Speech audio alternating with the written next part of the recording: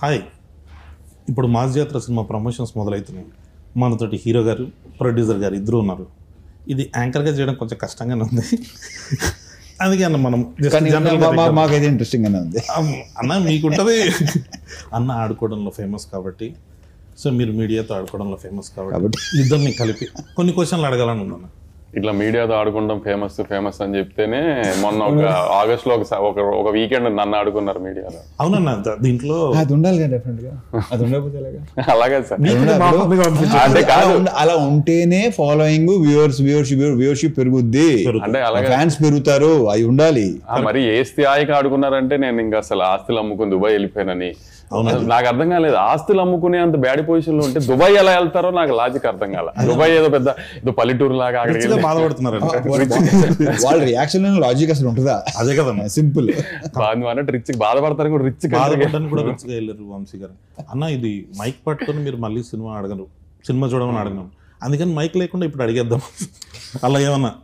So first అదే ఆ రోజు కొంచెం ఎక్సైట్ అయ్యాను నేను, బాగా ఎక్సైట్ అయ్యాను. అది సరే, ఇక అది ఎలా ఉందంటే రిక్వెస్ట్ లేదు, వార్నింగ్ లో ఉంది. వంశీ ఎప్పుడు వార్నింగ్ కావాలి? అవునే, తప్పులు చేయకుండా ఉంటావా మనుషులు? రాకపోతే చెప్తా మీ పని. తప్పులు చేయకుండా ఉండం కదా, తప్పు జరిగింది ఏం చేస్తాం చెప్పు. ఇప్పుడు నేనైనా ఎన్టీఆర్ గారు అయినా, ఇప్పుడు ఒక ఆదిత్య చోప్రా అని ఒక పెద్ద మనిషిని, యశ్వరాజ్ నమ్మాము. ఇప్పుడు అందరు తప్పులు చేస్తారు కదా, వాళ్ళ సైడ్ తప్పు జరిగింది, మనం దొరికామంటే ఏం చేస్తాం దానికి. ఇప్పుడు నేను తీసిన సినిమా కాదు కదా, మేము ఎలా కానీ వాళ్ళని నమ్మాము. పెద్ద మనిషి, ఇండియాలోనే బిగ్గెస్ట్ ప్రొడ్యూసర్, ఆయన నమ్మాము. మిస్ఫేర్ అయింది, ఏం చేస్తాం దానికి, వేసుకున్నారు, పడ్డాం అంతే. కానీ అన్న మీరు దొరకాలని చాలా మంది ట్రై చేసినట్టున్నారు, వాళ్ళకి ఖుషి ఇచ్చి లాస్ట్ కి మళ్ళీ సెట్ చేసి పోలే. మన సినిమా, మనం తీసిన సినిమా కాకుండా బయట సినిమాతో దొరికాం, హ్యాపీ. ఇంకా అని ఫస్ట్ మాస్ మహారాజ్ అనే టైటిల్ ఇచ్చిన తర్వాత మాస్ అనే టైటిల్ పెట్టుకుంటూ మాస్ జాతర వస్తుంది. టైటిల్ ఐడియా ఎవరిది? బేసిక్ నేనే చెప్పాను. అవును, నేను అదే ఎక్స్పెక్ట్ చేశాను. ఎందుకో అంటే అప్పుడు మరీ పండగ అనుకున్నాం, అవునండి బాగుంటుంది అనుకున్నాం, కొన్ని కారణాల వల్ల అది తెలిసిందే. అది సంక్రాంతి అంటే గుర్తొచ్చింది. మాస్ సినిమాలన్నీ సంక్రాంతికి వచ్చినాయి అనుకోండి, cinema block buster, super cake, అది ఇద్దరా కావాల్సింది మాకు తెలుగు సినిమాకి అని చెప్పి హడావిడి చేస్తాం. దసరా వరకు ఓకే, మిగతా ఏ టైంలో వచ్చినా కానీ ఇదో సినిమానా, కొత్తదనం లేదు. సో దాంట్లోకి వెళ్ళిపోయి ఈ ఆర్టిస్టిక్ మెంటాలిటీలోకి వెళ్తున్నారు. ఆర్టిస్టిక్ కాదు, క్రియేటివిటీ. ఇప్పుడు ఎవరికి అయినా ఇప్పుడు చేతిలో ఫోన్ ఉండి ట్విట్టర్ హ్యాండిల్ ఉన్నా, ఇన్స్టాగ్రామ్ హ్యాండిల్ ఉన్నా, క్రియేటివిటీ తన్నుకుంటూ వస్తుంది. అది చూపించడానికి, ప్రొజెక్ట్స్ చేయడానికి ట్వీట్గా ఫామ్ చేయొచ్చు, రీల్స్గా ఫామ్ చేయొచ్చు. ఆ క్రియేటివిటీలో ఏంటంటే ఏదన్నా ఒక క్రియేటివ్ టెక్నికల్గా స్ట్రాంగ్ ఉన్న సినిమా రిలీజ్ అయింది అనుకో, అబ్బా ఎంత బాగా తీశారు, ఇది తీశారు, అది తీశారు అని పొగిడితే, ఓహో వీళ్ళందరికీ సినిమాటిక్ నాలెడ్జ్ చాలా ఎక్కువ ఉందన్నమాట, అందుకని పొగుడుతుంది, అందుకని ఇంత బాగా చెప్తున్నారు అనుకుంటారు. అదే ఒక కమర్షియల్ మాస్ సినిమా వచ్చినాను, జనానికి అది కావాలి. కానీ ఏంటంటే ఏముంది కొత్తగా, ఏముంది అంటే అదొక ఫ్యాషన్. అంటే ఓహో వీళ్ళకి సినిమా గురించి బాగా తెలుసు అనుకుంటా, అందుకని రెగ్యులర్ సినిమాని పొగడలేకపోతున్నారు వీళ్ళు అని అనుకుంటారేమో అని ఫీలింగ్ ఏంటో నాకు తెలియదు. కానీ మరి ఇప్పుడు మన రవితేజ గారిని పెట్టి గీతాంజలి తీయలేరు కదా, చూడరు కదా. అదే సార్, చూడరు అనే కాన్సెప్ట్కి అందరూ ఇప్పుడు కల్ట్ ఫాలో. అంటే ఇప్పుడు ఒకటి కళ్యాణ్, ఇప్పుడు దాకా చూసిన వాళ్ళు కొంచెం feel good, like proper sincere attempt, hero ఒక సిన్సియర్ క్యారెక్టర్ అనేది ఏది వర్కౌట్ అవ్వాలి. అంటే ఇప్పుడు చిరంజీవి గారు, బాలకృష్ణ గారు, రవితేజ గారు వీళ్ళంతా ప్రాపర్ కమర్షియల్ హీరోస్. వాళ్ళని ఎలా చూడాలనుకుంటున్నారో అలానే చూశారు, అలానే చూస్తానికి ఇష్టపడరు. ఇప్పుడు మన వెంకటేష్ గారి సంక్రాంతికి వస్తున్నాం రిలీజ్ అయింది, పెద్ద హిట్ అయింది. అలా ఇప్పుడు రవితేజ గారు మాస్ చేస్తే చూస్తారు, బాలకృష్ణ గారు మాస్ చేస్తే చూస్తారు, చిరంజీవి గారు మాస్ చేస్తే చూస్తారు. అలానే ఇప్పుడు సడన్ గా నేను రవితేజ గారిని పెట్టి ఏమై చేసేవాళ్ళు గీతాంజలి తీస్తే బాగోదు కదా. మరి ఇప్పుడు అవన్నీ మనం చెప్పామనుకో, వీడికి ఎంత పొగరో, వీడు ఇలా మాట్లాడుతున్నా అంటారు, మళ్ళీ ఏం చెప్పాలి మనం దాంట్లో కూడా దిగుదాం. అవును, కానీ పరిస్థితి అలా వచ్చేస్తుంది, మనం ఏం చేయలేము, చెప్పినా అర్థం చేసుకోరు. అది ఇంపాసిబుల్, వాళ్ళు కావాలి వాళ్ళే తప్ప మన అని ఏదైనా కొత్తగా చేయలేదా అంటే అన్నింటిలోకి కొత్తగా చేసి మీరు నా ఆటోగ్రాఫ్ స్వీట్ మెమరీస్ చేశారు, నేను వర్కౌట్ అవ్వలా. మీకు కావాల్సింది ఏంటి, అదే ఇస్తాం మేము, సింపుల్ అంతే. ఇప్పుడు మళ్ళీ అదే చేస్తాడు అంటే అయ్యే చూస్తున్నారు. అంటే అది కూడా ఊరిని చూసేసాం కళ్యాణ్, దాంట్లో కూడా ప్రాపర్ మీటర్ ఉండాలి. లైక్ ఒక కమర్షియల్ సినిమా చాలా తీయడం చాలా కష్టం, ఎందుకంటే చాలా మందికి నీకు ఎందుకంటే ఆ చిన్న రెగ్యులర్ అనేస్తానికి చాలా ఈజీ. ఆ రెగ్యులర్ కమర్షియల్ సినిమా రెగ్యులర్ గా ఉంటుంది కాదనట్లా, కానీ ఆ రెగ్యులర్ సినిమాలో హై మూమెంట్స్ ఉన్నాయా, ఎంగేజింగ్ గా ఉన్నదా అనేది ఇంపార్టెంట్. రెగ్యులర్ గా ఉందా లేదా అనేది ఇప్పుడు ఎప్పుడు చెప్తారు కదా ప్రపంచంలో 7 కథలే ఉంటాయని, ఏ తిప్పిన ఆ కథలు అటు ఇటు తిప్పి చేయడమే కానీ కొత్త కథ ఎవరు రాయలేరు కదా. కానీ అంత ఎంగేజింగ్ గా చెప్పడం ట్రై చేస్తాం కదా, ఎంగేజింగ్ గా ఉందో లేదో ట్రై చూపడానికి మాస్ సినిమా అంటాం, కమర్షియల్ సినిమా అంటాం, కానీ ఈ రెగ్యులర్ అన్న మాట ఫ్యాషన్ అయిపోయింది అందరికి. అది చెప్పిన ఆ సంఖ్య కూడా బేసిక్ గా ట్విట్టర్ లో మేధావి సంఖ్య ఒకటి ఉంటుంది వాళ్ళే. అదే సార్, అదే అంటున్నాను సార్. ఆ మీద సంక్రాంతికి వస్తున్న సినిమా ట్విట్టర్ లో ఎవడు బాగుందని చెప్పడం చూడలేదు, బట్ థియేటర్లకు పరిగెట్టుకుంటూ వచ్చిన ఫ్యామిలీ ఆడియన్స్ అందరికీ చూసారు. రిపీట్స్ బ్రహ్మాండ రిపీట్స్ పడినాయి. అంటే ఎంతో కొంత డెఫినెట్ గా ఈ ఎఫెక్ట్ ఉంటుంది వంశీ. నాకు తెలిసి ఈ పాండమిక్ లో జరిగిన కొన్ని ఓటీటీ దానికి ఎక్కువ ఇదేంటి అంటే వాళ్ళు ఎప్పుడు చూడలేదు కదా, అప్పుడు చచ్చినట్టు చూసారు అందరూ.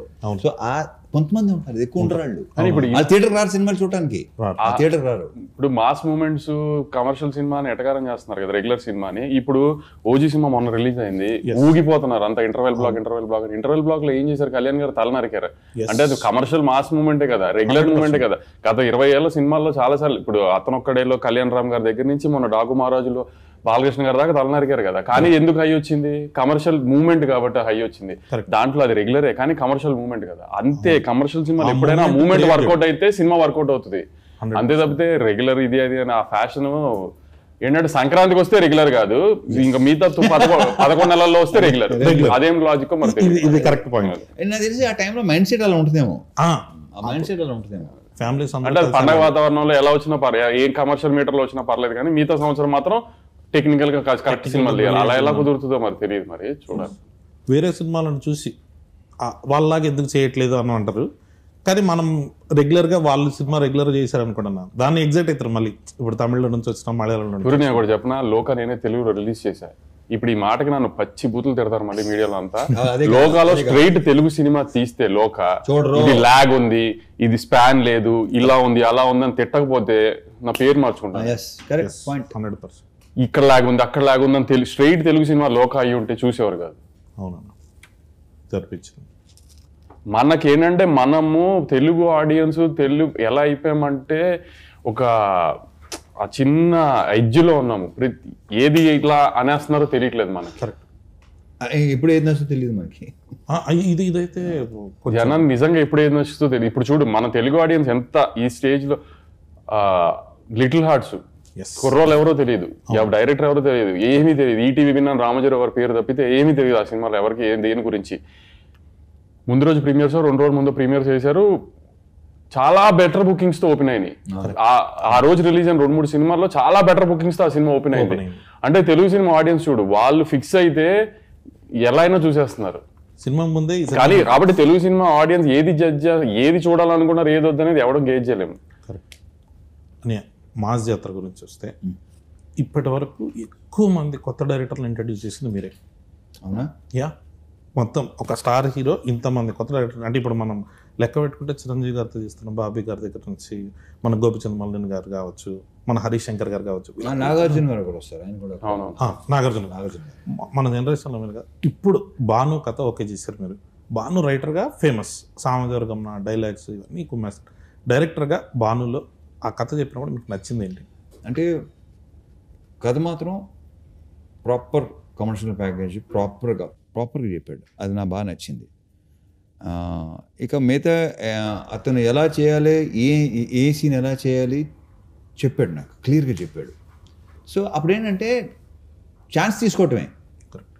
ఇప్పుడు చాలామంది కథ చాలా బాగా చెప్తారు, సినిమా ఎగ్జిక్యూషన్ అసలు టోటల్ ఫెయిల్ అవుతారు. కొంతమంది కథ చాలా దరిద్రంగా చెప్తారు కానీ ఎగ్జిక్యూషన్ చాలా బాగుంటుంది. బాను ఏంటంటే ఎలా చేయాలి, ఏ ఎపిసోడ్లో ఎలా చేయాలి, బేసిక్ నాకు ఎపిసోడ్లు బాగా నచ్చినాయి. సూపర్. సెకండ్ హాఫ్లో కంటెంట్ కానీ ఓపెనింగ్ కానీ క్యాటరీ అండ్ ఈ తాత మనోడు అన్నీ ఉన్నాయి దాంట్లో, ఎంటర్టైన్మెంటు మంచి సాంగ్స్ అన్నీ ఉన్నాయి. సో బేసిక్గా తను క్లియర్గా ఉన్నాడు. సో ఛాన్స్ తీసుకున్నాం. I hope, I wish. Yes, మీరు చేసేటప్పుడు నేను ఇది కూడా చెప్తాను, నేను ఎంజాయ్ చేశాను అంటే నేను ఇప్పుడు డిసప్పాయింట్ చేయాలి. సూపర్. లేదన్నా, మాస్ జాతర మీద హై ఎక్స్పెక్టేషన్స్ రావడానికి ఫస్ట్ రిలీజ్ అయిన పోస్టర్ తర్వాత సాంగ్, మీరు ఇడియట్లో టాప్ సాంగ్ అది, మొత్తం జనాలందరూ పాడేసుకొని, ఇప్పుడు రవితేజ గారిది మేము ఏదైనా చూపించాలి ఇమిటేషన్ అని అంటే ఫస్ట్ ఆ సాంగ్ ఎత్తుకుంటాం. ఆ ట్యూన్ని పట్టుకురావాలన్నది భీమ్స్ గారి ఐడియానా, మీ ఐడియానా, డైరెక్టర్ గారి ఐడియా? అది నాకు తెలిసి భీమ్స్దే ఐడియా. అది ఫస్ట్ ఈ ట్యూన్ చెప్పాడు, అప్పటికే ట్యూన్ చెప్పాడు, దీంట్లో ఇది కలిపితే చాలా బాగుంటుంది, తందే మొత్తం తందే. సూపర్. అండ్ ఇప్పుడు రేపు ఆడియో విన్నారు కదా, రేపు థియేటర్లో అది ఇంకోలాగా ఉంటుందని నేను నమ్ముతున్నాను. ఇంకా ఊగిపోతారని నాకు ఉంది డెఫినెట్గా. అని శ్రీలీల గారి ఛాయిస్ మీద అన్నారు మామూలుగా అనుకున్నాం, దానికి ఏమి వేరే ఆప్షన్ పెట్టుకుని లీలా ముందు నుంచి లీలానే అనుకున్నాం. లీలా అవును. ఇంకోటి ఏంటంటే ఆ క్యారెక్టర్కి కంపల్సరీ తెలుగు స్పీకింగ్ ఫన్ కూడా చేయాలి. ఎందుకంటే డబ్బింగ్ లో ఆ ఫన్ పోద్ది, డెఫినెట్గా రాదు అది. సో తెలుగు ఆమె పైగా శ్రీకాకుళం స్లాంగ్ నేను ఎక్స్పెక్ట్ చేయలేదు, చాలా బాగా చేసలా, చాలా బాగా చెప్పి, చాలా బాగుంది. అండ్ ఇప్పుడు దాకా చూసిన లీలాకి ఈ లీలాకి డెఫినెట్గా తేడా ఉంటుంది. నేను ట్రైలర్ చూడడం జరిగింది, అంటే ఇప్పటికి ఇంకా రిలీజ్ అయినది. ట్రైలర్లో మాత్రం అసలు ఆ క్లైమాక్స్ షార్ట్స్ అవన్నీ వచ్చాయి కదన్నా, బ్లాక్ షర్ట్ వేసుకొని యాక్షన్ ఎపిసోడ్స్ అందరు కొట్టేసినట్టున్నారు. వెంకట్ మాస్టర్ కదా, మొత్తం వెంకట్ గారు, వెంకట పృథ్వీ. మీరు డాకు మహారాజు వెంకట్ గారే, దీంట్లోనూ వెంకట్ గారు వెంకట్ చాలా, వాళ్ళిద్దరూ ఆల్రెడీ ఎస్టాబ్లిష్డ్ టెక్నీషియన్, పృథ్వీ ఏమో అప్కమింగ్ టెక్నీషియన్. ఇద్దరు సూపర్ టెక్నీషియన్స్. స్టైల్ ఉంటుంది, పృథ్వీలో స్టైల్ ఉంటుంది, వెంకట్లో స్టైల్తో పాటు మాస్ ఉంటుంది. పర్ఫెక్ట్. అని మీ ఇద్దరిలో కాంబినేషన్ అంటే ఏదన్నా ఉంటే ఫ్రాంక్, అంటే డైరెక్ట్గా మొహం మీద ఫ్రాంక్గా ఏదైనా కష్టాలు పడ్డారా మీరు అంటే, బొక్క ఎవరి కోసం పడ్డారు, నా కోసం పడ్డారని చెప్పే టైప్ మీరు. ఇదేమో ఏదైనా మాట్లాడంటే ఫస్ట్ అవసరం లేని కూడా వచ్చేస్తుండే.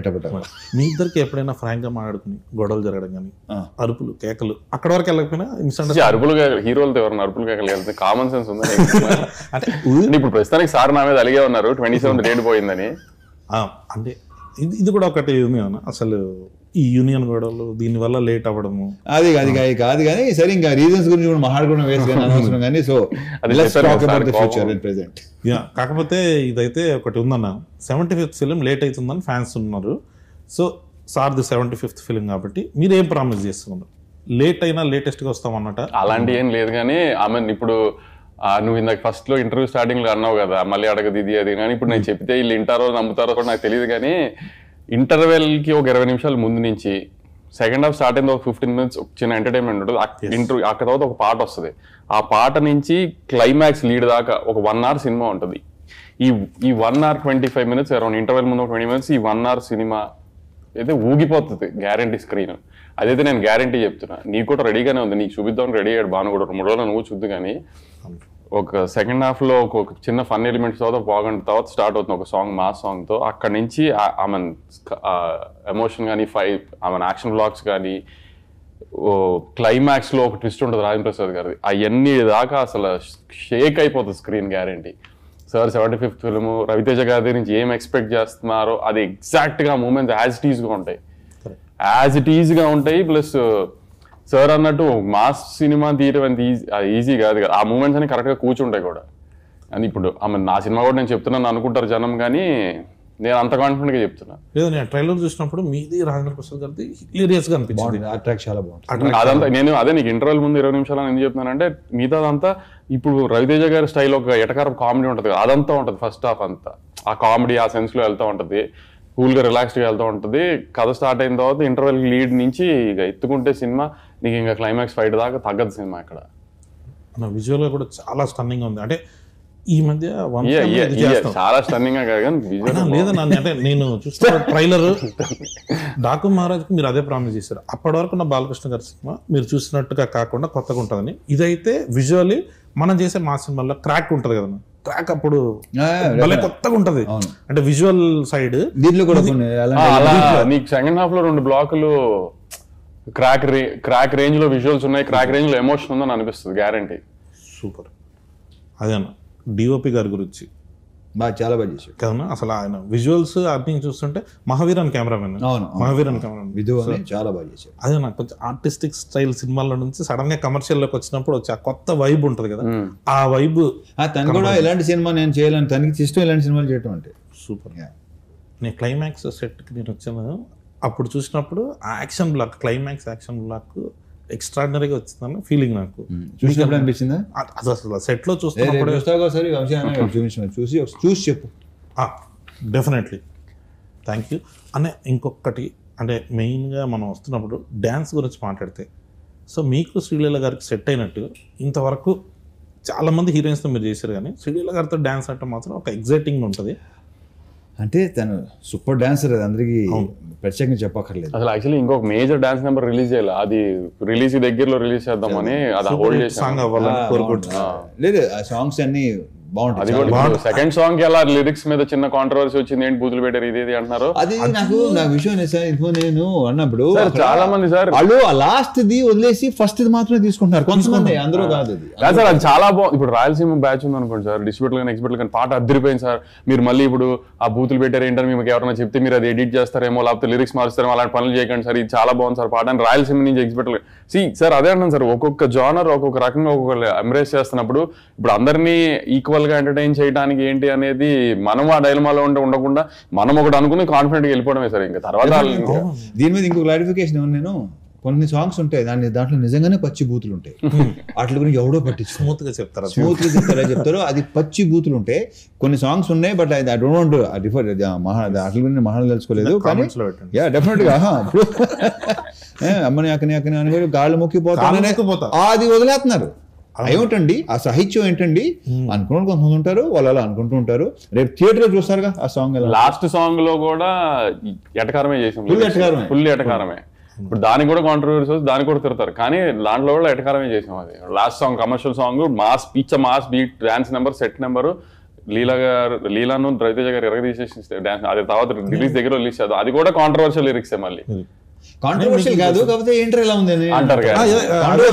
ఏదైనా కొత్తగా ఉంటే ఫస్ట్ ఒక చిన్న ఉంటుంది, టెన్షన్ వస్తుంది. కళ్యాణ్కి ఏదైనా కొత్తగా ఏది ఉన్నా సరే అనుకుంటారు, ఏదైనా అంతే.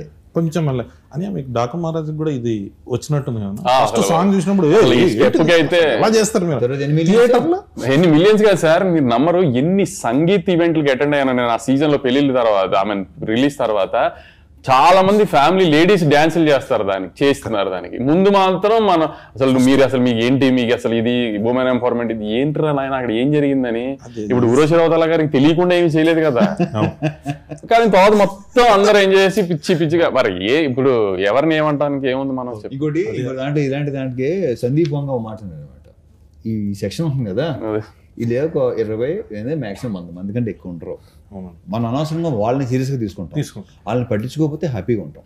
కరెక్ట్ అన్న, మీకు కుర్చీ మడత పెట్టి కూడా వచ్చింది మహేష్ బాబు గారి పాట ఏంటి, ఆడెవడో తాతను బెడ్ ఏంటంటే ఇప్పటికే యూట్యూబ్ లో ఎంత చెప్పారు తెలుసా. ఒక త్రివిక్రమ్ శ్రీనివాస్ మహేష్ బాబు సినిమా పాటలు ఇలా ఏంటి, ఇదేంటి, అదేంటి, వాళ్ళు ఎంతమంది ఉంటారు. అది తర్వాత ఏమైంది. నెక్స్ట్ క్వశ్చన్లోకి వస్తే అని మాస్ జాతర అన్న దానికి టైటిల్ వరకు ఓకే, మంద ఇదంతా అన్నది ఫస్ట్ పోస్టర్లో లేదు, తర్వాత యాడ్ చేశారు.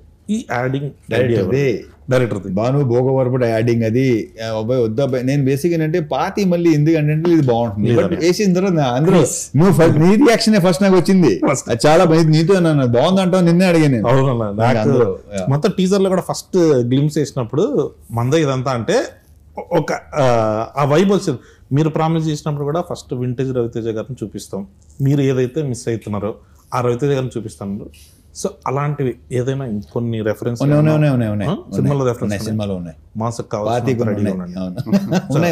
అదేనా ఆ రెఫరెన్స్లు ఇలాంటివన్నిటిని వస్తుంటే మాకు ఆ హై వస్తుంది. సో వాటి కోసం వెయిటింగ్.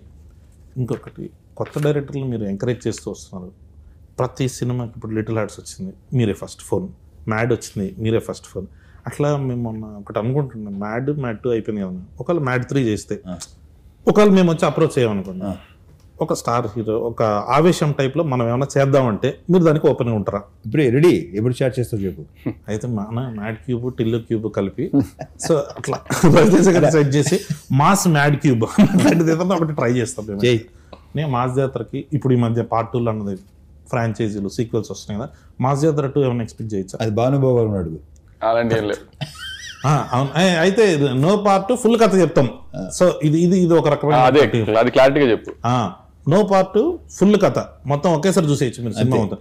అదే ఈ మధ్య ఒకటి వస్తుంది కదా, సగం సినిమా చెప్పి సగం టికెట్ డబ్బులు ఏమైనా ఇస్తారా మాకని, అట్లా లేకుండా ఫుల్ టికెట్కి ఫుల్ డబ్బులు. సో అందుకే ఏమన్నా పార్ట్ 2 అంటే మాకు ఫుల్గా ఫినిష్ చేయడం కథ అని. సో దీంట్లో మొత్తం మనం ఫినిష్ చేస్తాం అని. మీరు బాగా ఎంజాయ్ చేసిన మొమెంట్ ఏంటి ఈ సినిమాలో? సినిమా అంతా ప్రత్యేకంగా అది ఏం లేదు, మీరు ప్రత్యేకంగా ఏమి బేసిక్గానే ప్రత్యేకంగా ఏమీ ఉండవు. నేను ప్రతి మూమెంట్ ఎంజాయ్ చేస్తాను yes. Because I live in the moment. అనే మీరు ఫస్ట్ టైం రవితేజ గారితో సో మీకు ఎలా అనిపించింది ఎక్స్పీరియన్స్? నాకు చాలా బాగుంది. మన చెప్తాను కదా మీకు ఎప్పుడు. ఎస్, నాకు పర్సనల్గా చెప్పారు వన్ ఆఫ్ ద కాదు, వాళ్ళిద్దరు క్లోజెస్ట్ ఫ్రెండ్స్. సో ఏంటన్నా మామూలుగా మీరు ఫ్రీ టైంలో ఉన్నప్పుడు సినిమాలు చేయకుండా ఉన్నప్పుడు ఏం ఆడతారు? ఎవరితో అంటే మీరిద్దరు అంటే what is your favourite time? ఎందుకు చెప్తారు నీకు? అంత షిట్ ఇండస్ట్రీ గాసిప్ అందరం తిట్టుకుంటా ఉంటాను నేను. అన్న మమ్మల్ని కూడా యాడ్ చేయండి అన్న గ్రూప్ ఏదన్నా ఉంటే. అన్న ఇంకొకటి, ఈ మధ్య ఫ్యాన్స్తో కలిసి సినిమాలు చూస్తాము అని చాలా మంది కనిపిస్తుంది. మీరు అట్లా ఎప్పుడైనా ఫ్యాన్స్తో కలిసి సినిమా చూసిరా? లేదు, బట్ ఒకసారి చేయాలనుకుంటున్నా అలాగా సరదాగా మాస్ జాతర హిట్ రిపోర్ట్ వచ్చేసిన తర్వాత సార్ కానీ ఆర్ట్ సినిమాలో అందరూ అది థియేటర్ ఆగదు అవనే. ఇప్పుడు మాస్ జాతర రిలీజ్ అయ్యి గ్యారెంటీ హిట్ రిపోర్ట్ వస్తుంది. అది నన్ను నమ్మండి. మళ్ళీ మీరు ఆగస్ట్ లో జరిగిన దాన్ని గుర్తుపెట్టుకుని అనకండి, కానీ మాస్ జాతర నేను చెప్పిన బ్లాక్లు ఖచ్చితంగా వర్కౌట్ అవుతాయి, సినిమా బాగుంటది. దాని తర్వాత సార్ తీసుకుని మనమే సార్ మల్టీప్లెక్స్కి వెళ్దాం ఏఆర్టీకి. ఎస్ అని ఫస్ట్ టైం మీకు మాస్ మహారాజ్ అన్న టైటిల్ ఎప్పుడు వచ్చింది? ఇది చాలాసార్లు చెప్పేసాను శంకర్ కళ్యాణ్. ఇది నేను నువ్వు అది నేను పిలిచింది ఈ రొటీన్ అడగొద్దని. నువ్వు మళ్ళీ పేపర్ నాకే చెప్పి చిరాకు దొరుకుతుంది. ఎస్ పేపర్ పట్టుకుని పాత ఇంటర్వ్యూలో ఒకసారి చూసుకుంటే తెలిసిపోతుంది. చూసుకోండి. యా అదే ఏదన్నా కొత్తగా అడగన్నారు కానీ చెత్తగా అడిగినందుకు సారీ అని. తర్వాత మీరు ఫస్ట్ టైం ప్రాజెక్ట్ స్టార్ట్ చేసిన సంక్రాంతికి డిలే కారణం ఏంటి? నేను చెప్తాను. అది సంక్రాంతి రిలీజ్ అవ్వాల్సింది, నాకు ఇంజురీ అయింది. నాకు ఇంజురీ అయ్యి కొంచెం దానికి 3 months to 4 months అక్కడ దొబ్బింది. మే 9th అనుకున్నాం, మళ్ళీ కాల్ ఇంజురీ అయింది. ఇక తర్వాత వదిలే. అది ఆగస్ట్ 27th మాత్రం నేను తనే పుష్ చేశాను. యాక్చువల్లీ మిగతా 2 సార్ అంటున్నారు కానీ వర్క్ సైడ్ కూడా కొంచెం స్లోగానే వెళ్ళింది. కానీ ఆగస్ట్ 27 మాత్రం నేను పుష్ చేశాను. ఏజ్ చేయడం మన మంచికి ఓకే కరెక్ట్. ఎందుకంటే ఎలాగో ఎక్కుతున్నారు, ఇంకా ఎందుకు ఎక్కించుకుంటాం? ఇప్పుడు మనల్ని ఎక్కే విషయంలో ఇప్పుడు అనవసరంగా సార్ని బలి చేయక్కర్లేదు కదా, 75th ఫిల్మ్ కదా అది. అందుకని కొంచెం వాళ్ళకి ఎక్కే వాళ్ళకి మనశ్శాంతి ఇచ్చి ఫ్రీడమ్ ఇచ్చి అంతా చేసి ఎక్కుకుంటారు అని చెప్పి టైం ఇచ్చి నేను సినిమాని అంత ప్రశాంతంగా చూసుకుని అంత బాగా చేసుకుని రిలీజ్ చేద్దాం అనుకున్నాను అంతే. అందుకంటే ఏం లేదు ఇక్కడ. కానీ మధ్యలో ఆశలు అమ్మి దుబాయ్ వెళ్ళడం టైం పట్టింది కాబట్టి కొంచెం మళ్ళీ వెనక్కి రావాలి కదా, మళ్ళీ ఆశలు కొని మళ్ళీ కొంచెం వెనక్కి వెళ్ళాలి. అదే దుబాయ్లో కొంచెం కానీ దుబాయ్ బాగుంది చాలా. ఆ రోజు సార్ చూసాను దుబాయ్ సీన్ పోస్టర్ గా వేసారు. అది నేను యాక్చువల్లీ నాకు అది పంపిస్తే నేను ఇక్కడున్నా ఆ రోజు, నేను ఇక్కడే ఉన్నా ఆ రోజు, నేను ఇక్కడ ఉంటే అది ఫార్వర్డ్ చేసింది ఫస్ట్ ఎవరు చెప్పినా మావాడు మాదన్నాడు అది చేసాడు. సో అందుకని సో ఇప్పుడు దేనికి భయపడతాము ఏదని ఉండదు కళ్యాణ్ ఏమి. కానీ ఎదురెళ్ళక్కర్లేదు కదా నెగిటివిటీ ఊరికి. ఎలాగో నువ్వు అన్నట్టు ఎప్పుడు దొరుకుతానని వెయిట్ చేశారు, ఏదో బయట సినిమాకి దొరికాము, సో వేసుకుంటున్నారు కదా అని వాళ్ళకి ఎదురెళ్ళి ఏం అన్నట్టుగా వాళ్ళకి మనమే ఫేస్ లేదంత కదా ఫైట్. మనం ఎందుకు ఫైట్ చేసేది, తగ్గుంటే బెటర్ కదా అని అప్పుడు అందుకే సార్ కోపం వచ్చింది, పోస్ట్ పోన్ చేశానని. లేదన్నా మనం నెక్స్ట్ సినిమా అన్నీ బాగుంటాయి కరెక్ట్ అంతే అని. లాస్ట్ మాస్ జాతర వస్తుంది, సినిమా రిలీజ్ అన్ని కన్ఫర్మ్. ఇక్కడ ఏం ప్రీమియర్స్ కూడా కన్ఫర్మ్. ఇప్పుడే లైవ్ లో చెప్పేస్తున్నాను, దాంట్లో ఏ డిస్కషన్ లేదు. సూపర్ డన్ అన్న. అయితే నువ్వు సినిమా ఇప్పుడు మొదలు పెడుతున్నావు చెప్తాను. మీరు చెప్పండి అన్న, నేను వెయిటింగ్. ముందు నువ్వు పెళ్లి చేసుకో, ఆ తర్వాత చేద్దాం. పెళ్లిది ఎలాగో అది జరుగుతుంది వంశీ అన్న బ్లెస్సింగ్స్ తోటి.